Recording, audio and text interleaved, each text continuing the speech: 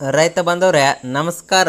ಈರುಳ್ಳಿ ರೇಟ್ ಅಂತಕ್ಕಂಥದ್ದು ಇವಾಗ ದಿನೇ ದಿನೇ ಏರ್ತಾ ಇದೆ. ಇದಕ್ಕೆ ಕಾರಣ ಏನಪ್ಪ ಅಂದ್ರೆ ಈ ವರ್ಷ ಮಳೆ ಕೊರತೆ ಅಂತಕ್ಕಂಥದ್ದು ಬಹಳ ಆಗಿರ್ತಕ್ಕಂಥದ್ದು. IMD ಅವಾಗ ಹೇಳಿದೆ ಶೇಕಡ 64ರಷ್ಟು ಒಂದು ಮಳೆ ಕೊರತೆ ದೇಶದಲ್ಲಿ ಆಗ್ತದ ಅಂತೇಳಿ ಅವಾಗ ಹೇಳಿದೆ. ಇವಾಗ ಈರುಳ್ಳಿ ಅಂತಕ್ಕಂಥದ್ದು ಬಿತ್ತನೆ ಮಾಡಿದ್ರಪ್ಪ ಅಂದ್ರೆ ಮುಂದೆ ನಿಮಗೆ ರೇಟ್ ಅಂತಕ್ಕಂಥ ಸಿಕ್ಕೇ ಸಿಗ್ತದೆ. ಯಾರಿಗೆ ಸಿಗ್ತದಪ್ಪ ಅಂದ್ರೆ ಇಲ್ಲಿ ನೀರಿನ ಒಂದು ಸೌಲಭ್ಯ ಇರ್ತಕ್ಕಂಥ ರೈತರು ನೀವು ಈರುಳ್ಳಿಯನ್ನು ಬೆಳಿಲೇಬೇಕು. ಯಾಕಪ್ಪ ಅಂದ್ರೆ ಸ್ವಲ್ಪ ಲಾಭದಾಯಕವಾಗಿರ್ತಕ್ಕಂಥ ಸುಮಾರು ಒಂದು 2-3 ವರ್ಷ 2020ರಿಂದ ಒಂದು 24, 23, 24ರವರೆಗೆ ಎಲ್ಲರಿಗೂ ಕೂಡ ಈರುಳ್ಳಿ ಬೆಳೆದವರಿಗೆ ರೇಟನ್ನು ಸಿಕ್ಕಿರ್ತಕ್ಕಂಥದ್ದು. ಸ್ವಲ್ಪ ಅದು ಲಕ್ಕಿ ಮುಟ್ಟಿ ಆಟತ್ತಾರೆ ನೋಡ್ರಿ, ಆ ರೀತಿ ರೈತರು ಕೂಡ ಮಾತಾಡ್ತಿರ್ತಾರೆ. ಈ ವರ್ಷನೂ ಕೂಡ ಅದೇ ರೀತಿ ಆಗ್ತದೆ. ಇಲ್ಲಿ ಮಳೆ ಆಶ್ರಿತದಲ್ಲಿ ಈರುಳ್ಳಿ ಅಂತಕ್ಕಂಥದ್ದು ಈ ವರ್ಷ ಬೆಳೆಯೋದಿಲ್ಲ. ಇವಾಗ ಬೆಳೆಯನ್ನು ಬಿತ್ತನೆಯನ್ನು ಕೂಡ ಮೊದಲೇ ಲೇಟ್ ಆಗಿದೆ.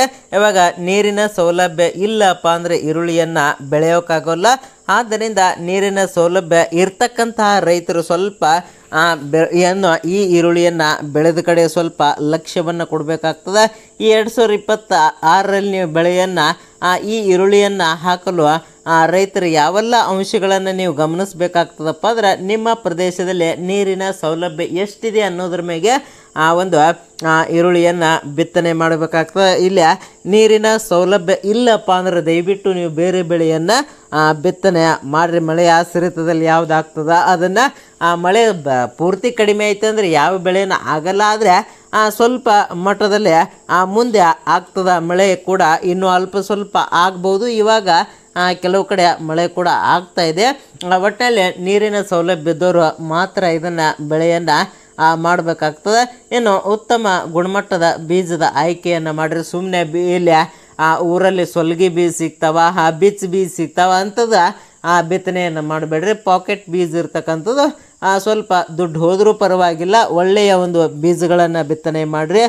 ಒಂದು ಮಣ್ಣಿನ ಪರೀಕ್ಷೆ ಮಾಡಿದ್ರೆ ಮಾಡಿರಿ, ಇಲ್ಲಾಂದ್ರೂ ಕೂಡ ನಡೀತದೆ. ಸ್ಥಳೀಯವಾಗಿರ್ತಕ್ಕಂಥ ಒಂದು ಬೇಡಿಕೆ ಮಾರುಕಟ್ಟೆಯಲ್ಲಿ ಹೇಗಿದೆ ಅಂತಕ್ಕಂಥ ನಿಮ್ಮ ಸುತ್ತಮುತ್ತಲಿನ ಮಾರುಕಟ್ಟೆಯ ಬಗ್ಗೆನೂ ಕೂಡ ನೀವು ವಿಚಾರವನ್ನು ಮಾಡಿರಿ. ಇವಾಗ ರೇಟ್ ಅಂತಕ್ಕಂಥದ್ದು ದಿನಾಲೂ ಹೆಚ್ಚಿಗೆ ಕೂಡ ಆಗ್ತಾಯಿದೆ. ಇಲ್ಲಿ ಕೇವಲ ಬೆಲೆ ಜಾಸ್ತಿ ಇದೆ ಅಂತೇಳಿ ನೀವು ದೊಡ್ಡ ಪ್ರಮಾಣದಲ್ಲಿ ಬಿತ್ತನೆ ಮಾಡಿದ್ರಪ್ಪ ಅಂದ್ರೆ ಮುಂದೆ ಒಂದು ರೇಟ್ ಸಿಗಲಿಲ್ಲಪ್ಪ ಅಂದ್ರೆ ಬಹಳ ಲಾಸ್ ಆಗ್ತದೆ. ನಿಮ್ಮ ಹತ್ರ ಒಂದು 2-3 ಎಕರೆ ಜಮೀನಿತ್ತಪ್ಪ ಅಂದ್ರೆ 1 ಎಕರೆ ಈರುಳ್ಳಿಯನ್ನು ಮಾಡಿರಿ, 1 ಎಕರೆ ಬೇರೆ ಬೆಳೆಯನ್ನು ಮಾಡಿರಿ, 1 ಎಕರೆ ಬೇರೆ ಬೆಳೆಯನ್ನು ಮಾಡಿರಿ. ಈರುಳ್ಳಿ ರೇಟ್ ಅಂತಕ್ಕಂಥದ್ದು ಯಾವ ರೀತಿ ಇರ್ತದೆ ಹೇಳೋಕ್ಕಾಗಲ್ಲ. ಇಲ್ಲಿ ಕೇಂದ್ರ ಸರ್ಕಾರ ಏನು ಮಾಡ್ತದಪ್ಪ ಅಂದರೆ ಎಕ್ಸ್ಪೋರ್ಟ್ ಅಂತಕ್ಕಂಥದ್ದು ಯಾವಾಗ ಬೇಕಾದರೂ ಚಾಲು ಮಾಡ್ತದೆ, ಯಾವಾಗ ಬೇಕಾದರೂ ಬಂದ್ ಮಾಡ್ತದೆ. ಇಲ್ಲಿ ಕಾರಣ ಕೊಟ್ಟು ಬಂದ್ ಮಾಡಲ್ಲ, ಕಾರಣ ಕೊಟ್ಟು ಚಾಲು ಮಾಡಲ್ಲ. ಆದ್ದರಿಂದ ಒಟ್ಟಿನಲ್ಲಿ ಉತ್ಪಾದನೆ ಕಡಿಮೆ ಆಯಿತು. ನೀವು ಇದನ್ನು ತಿಳ್ಕೊಳ್ರಿ, ಉತ್ಪಾದನೆ ಕಡಿಮೆ ಆಯಿತು, ಮಾಲ್ ಕಡಿಮೆ ಬೆಳೀತುವಪ್ಪ ಅಂದ್ರೆ ರೇಟ್ ಅಂತಕ್ಕಂಥದ್ದು ಜಾಸ್ತಿ ಆಗ್ತದೆ. ಈ ವರ್ಷ ಮಳೆ ಕಡಿಮೆ ಆಯಿತು ಅಪ್ಪ ಅಂದ್ರೆ ಉತ್ಪಾದನೆ 100ಕ್ಕೆ 100ರಷ್ಟು ಕಡಿಮೆ ಆಗ್ತದೆ. ಬೆಲೆ ಅಂತಕ್ಕಂಥದ್ದು ಜಾಸ್ತಿ ಆಗೇ ಆಗ್ತದೆ. ಆದ್ದರಿಂದ ಕೃಷಿ ಅಧಿಕಾರಿಗಳು ಕೂಡ ಅದನ್ನೇ ಇವಾಗ ಹವಾಮಾನ ಮುನ್ಸೂಚನೆ ಕೊಟ್ಟರು ಕೂಡ ಅಧಿಕಾರಿಗಳು ಕೂಡ ಅದನ್ನೇ ಹೇಳ್ತಾ ಇದ್ದಾರೆ. ಆದ್ದರಿಂದ ನೀವು ಕೂಡ ಅದ್ರ ಕಡೆ ಒಂದು ಸ್ವಲ್ಪ ಗಮನ ಕೊಟ್ರಿಯಪ್ಪ ಅಂದರೆ ನಿಮಗೂ ಕೂಡ ಗೊತ್ತಾಗ್ತಕ್ಕಂಥದ್ದು. ಇಲ್ಲ ಅನುಭವಸ್ಥ ರೈತರು ಇರ್ತಾರೆ, ಅವ್ರಿಗೆ ಕೂಡ ಗೊತ್ತಿರ್ತದೆ. ಇಲ್ಲಿ ಹೊಸ ರೈತರಿದ್ರಿಯಪ್ಪ ಅಂದ್ರೆ ನೀವು ಕೂಡ ಯಾವುದೇ ಕಾರಣಕ್ಕೂ ಮಿಸ್ ಮಾಡ್ಕೋಬೇಡಿ. ಇವಾಗ ಸುಮಾರು ಜನ ಓದಿರ್ತಾರೆ, ಓದಿ ಜಾಬ್ ಆಗದೆ ಕೂಡ ಹೊಲದಲ್ಲಿ ಬಂದಿರ್ತಾರೆ. ಸ್ವಲ್ಪ ಮಾಹಿತಿಯನ್ನು ನೋಡಿ ಏನೋ ಯೂಟ್ಯೂಬ್ ವಿಡಿಯೋನೋ ಇವು ನೋಡಿ ಬೆಳೀತಾ ಇದ್ದಾರೆ. ನೋಡಿ ಎಲ್ಲವನ್ನು ಕೂಡ ಗೂಗಲ್ ಆಗಿರ್ಬೋದು, ಯೂಟ್ಯೂಬಲ್ಲಾಗಿರ್ಬೋದು, ಎಲ್ಲವೂ ಕೂಡ ಮಾಹಿತಿ ಇರ್ತದೆ. ನೀವು ಯಾವ ರೀತಿ ಸರ್ಚ್ ಮಾಡ್ತೀರಿ ಅನ್ನೋದ್ರ ಮ್ಯಾಗ ಹೋಗ್ತದೆ. ಆದ್ದರಿಂದ ಸ್ವಲ್ಪ ಹೊಸ ರೈತರು ಕೂಡ ಹೆಚ್ಚು ಕಡಿಮೆ ಅವಧಿಯಲ್ಲಿ ಹೆಚ್ಚು ಲಾಭ ಆಗಬೇಕು ಅಂತಹ ಬೆಳೆಗಳನ್ನು ಬೆಳೀತಕ್ಕಂಥ ಒಂದು ವ್ಯವಸ್ಥೆಯನ್ನು ಮಾಡಿರಿ. ಒಟ್ಟಿನಲ್ಲಿ ಈ ವರ್ಷ ಮಳೆ ಕಡಿಮೆ ಇದೆ, ಎಲ್ಲದರ ರೇಟ್ ಹೆಚ್ಚಾಗ್ತದೆ. ಈರುಳ್ಳಿ ಅಂತ ಅಷ್ಟೇ ಅಲ್ಲ, ಎಲ್ಲ ಬೆಳೆಗಳ ಒಂದು ರೇಟನ್ನು ಕೂಡ ಜಾಸ್ತಿ ಆಗ್ತಕ್ಕಂಥದ್ದು. ಒಟ್ಟಿನಲ್ಲಿ ಈರುಳ್ಳಿ ಬೆಳೆಗಾರರು ಸ್ವಲ್ಪ ನಿಮ್ಮ ಕಡೆ ನೀರಿನ ಅನುಕೂಲ ಇತ್ತುವಪ್ಪ ಅಂದರೆ ಯಾವುದೇ ಕಾರಣಕ್ಕೂ ಮಿಸ್ಸನ್ನು ಮಾಡ್ಕೋಬೇಡಿ.